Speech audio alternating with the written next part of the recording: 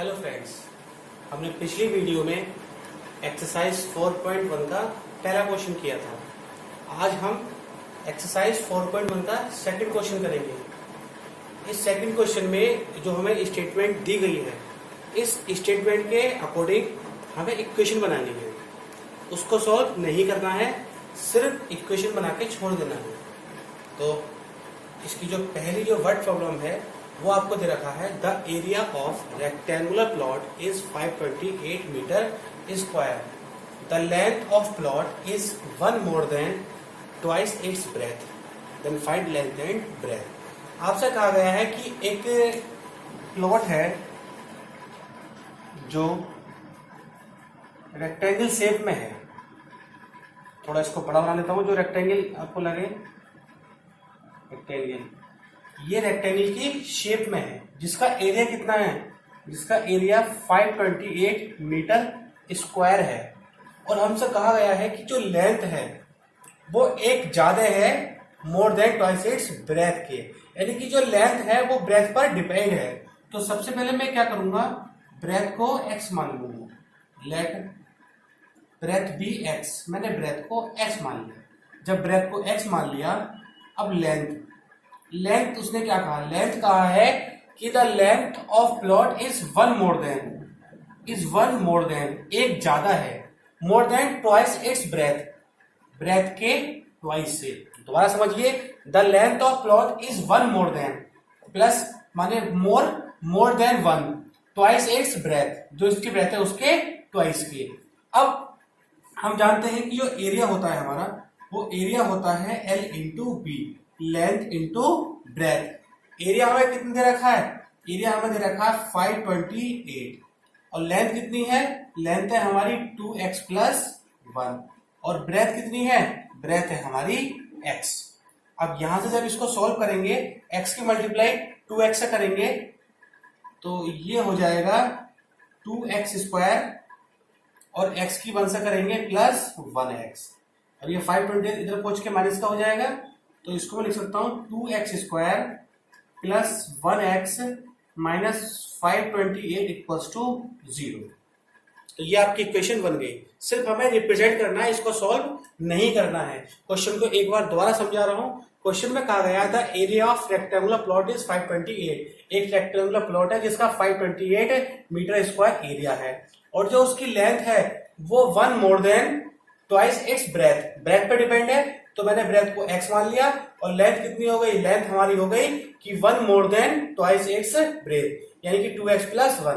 तो एरिया कितना हो गया, L इंटू बी। एरिया आपको देगा 528, लेंथ है आपकी 2x प्लस 1, और ब्रेथ आपका x। जब मल्टीप्लाई करेंगे 2x स्क्वायर प्लस 1x, 528 इधर आकर माइनस का हो गया, तो इक्वेशन बन गई 2x square plus 1x minus 528 equals to 0। Now इसका सेकंड पार्ट है the product of uh 2 consecutive positive integer is 306। ये कह रहा है the product of 2 consecutive positive integer. अब ये कॉन्जिक्यूटिव क्या होता है, कॉन्जिक्यूटिव का मीन्स होता है लगातार वैल्यू आना। जैसे 2 के बाद 3 आता है, 4 के बाद 5 आता है, यानी कि जो वैल्यू लगातार आती है उसको हम कहते हैं कॉन्जिक्यूटिव। अब क्योंकि पॉजिटिव है तो पॉजिटिव का मीन्स है कि प्लस की वैल्यू। ऐसा नहीं है कि जैसे -1 किया, -1 के बाद 0 आ गया तो हमें, या -2 किया -1 आ गया। यहां हम बात कर रहे हैं सिर्फ पॉजिटिव की। तो हम क्या करेंगे, let the 2 consecutive positive integer are. अब मैंने एक को x मान लिया और दूसरे को x प्लस 1 मान लिया, क्योंकि हमें पता है कि अगर कोई भी नंबर अगर आएगा, उस नंबर में अगर 1 प्लस करूंगा तो उसका नेक्स्ट नंबर आ जाएगा। फिर क्वेश्चन में कहा the product of 2 consecutive positive integer. Product यानी कि प्रोडक्ट का मीन्स क्या होता है, मल्टीप्लाई करना। तो इन दोनों की हम कर देंगे मल्टीप्लाई, यानी कि x equal x plus 1 is equal 306। जब इसकी मल्टीप्लाई करेंगे, x की x से करेंगे x स्क्वायर, x की 1 से करेंगे 1x इक्वल टू 306। ये आकर इधर माइनस का हो जाएगा, यानी कि x square plus 1x minus 306 equal to 0। तो ये बन गया आपकी इक्वेशन। इसको आप सोल्व करके ऑटोमेटिकली नंबर आपका आ जाएगा। तो सेकंड पार्ट हो गया ये। अब थर्ड पार्ट देखिए। थर्ड पार्ट में दे रखा है Rohan's mother is 26 years older than him। जो रोहन की मदर है वो 26 year ओल्डर मीन्स बड़ी है। The product of their age, जब उनकी एज में प्रोडक्ट यानी कि मल्टीप्लाई करते हैं 3 years फ्रॉम नाउ, 3 साल के बाद, तब उसकी एज 360 हो जाती है। तो हम क्या करेंगे, उसने कहा Rohan mother is 26 older than him, यानी कि जो रोहन की मदर है वो रोहन से 26 साल बड़ी है। तो हम क्या करेंगे, क्योंकि रोहन की मदर किस पर डिपेंड हो रही है, रोहन पर हो रही है। जब कोई वैल्यू किसी वैल्यू पर डिपेंड होती है तो जिस पर डिपेंड होती है हम उसको लेट कर लेते हैं और फिर बाद में उस पर वर्क कर लेते हैं। तो सबसे पहले मैंने क्या कहा, मैंने कहा लेट रोहन एज। मान लिया कि रोहन की एज x है, हमने रोहन की एज को x मान लिया। तो रोहन की मदर की एज कितनी होगी, रोहन की मदर एज की एज है x + 26, क्योंकि वो 26 years बड़ी है किससे, रोहन से। फिर the product of their age, उनकी एज का प्रोडक्ट करना है कब, 3 साल फ्रॉम नाउ, यानी कि 3 साल बाद। अगर मैं बात करूं 3 years लेटर, 3 साल के बाद रोहन की एज कितनी होगी, तो आपको पता है कि अगर हम किसी की एज अगर लेटर बाद में निकालते हैं तो उसमें हम प्लस करते हैं, यानी कि रोहन की एज अगर आज x है तो 3 साल बाद कितनी हो जाएगी, x + 3। ऐसे ही जो रोहन की मदर की एज है, रोहन की मदर की एज आज तो x + 26 है, लेकिन 3 साल बाद कितनी हो जाएगी, 3 साल बाद x + 29 हो जाएगी।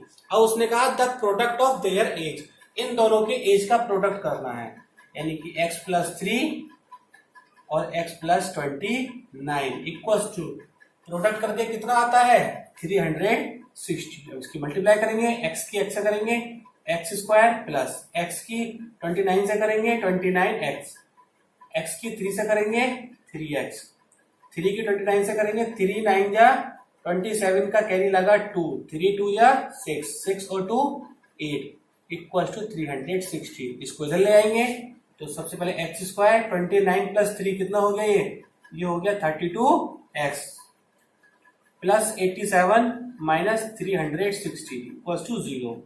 x² प्लस 32x, जब इसको माइनस करेंगे 10 - 7 3, 15 - 8 7 2 273। तो आपका आंसर हो गया x² plus 32x minus 273। Minus एक बार द्वारा कर लीजिए, 10 - 7 3, यहाँ 5 बचा, 15 - 8 7, यहाँ 2 273। तो ये आपका हो गया क्वेश्चन। देखिए ये जो एज वाले क्वेश्चन है, इन एज वाले क्वेश्चन को आपको ज्यादा ध्यान देना है, क्योंकि एज वाले क्वेश्चन आपको एग्जाम में मिल जाते हैं। ठीक, अगला क्वेश्चन,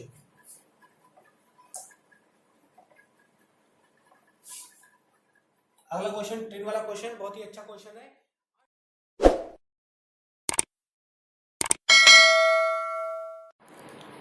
नाउ इसका लास्ट पार्ट है, a train travels a distance of 480 kilometre at uniform speed.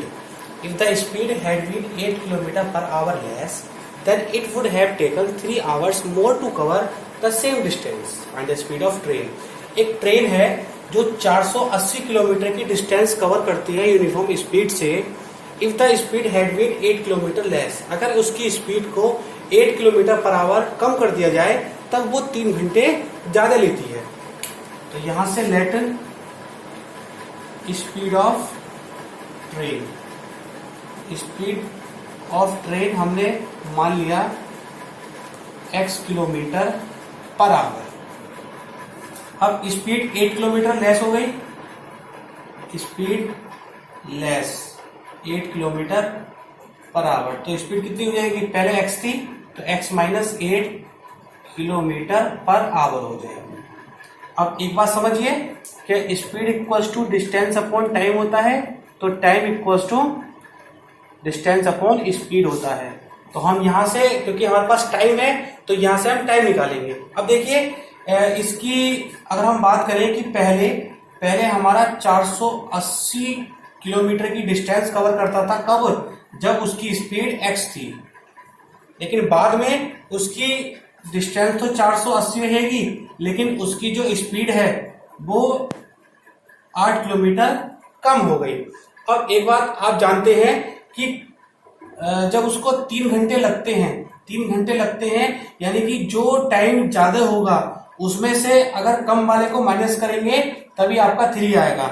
ज्यादा में से कम वाले को माइनस करते हैं। आप खुद समझिए, जब उसकी स्पीड को कम करेंगे तो टाइम उसको ज्यादा रहेगा, और जो स्पीड आपकी पहले ही है तो इसमें से जब माइनस करेंगे तो आपका 3 आएगा। एक बार दोबारा समझिए, क्या डिस्टेंस आपकी 480 किलोमीटर है। अगर हम स्पीड को कम कर देते हैं, जब स्पीड को कम करेंगे तो टाइम आपको ज्यादा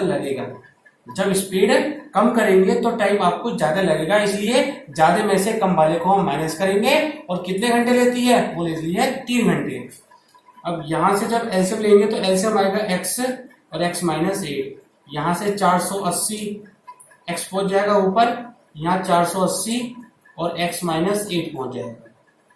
इसके बाद यहाँ से 480 x माइनस 480 x और माइनस माइनस प्लस 0 8 64 64 का 6 8 4 8 चौक 32 32 6 8 6 इक्वल्स टू 3 अपॉन में x माइनस 8। तो ये इससे कट जाएगा, तो ये हो गया 3840। 3 नीचे आ जाएगा और x माइनस 8 ऊपर आएगा। जब इसको काटेंगे तो 3 1 जा 3 3 2 जा 6 3 8 जा 24।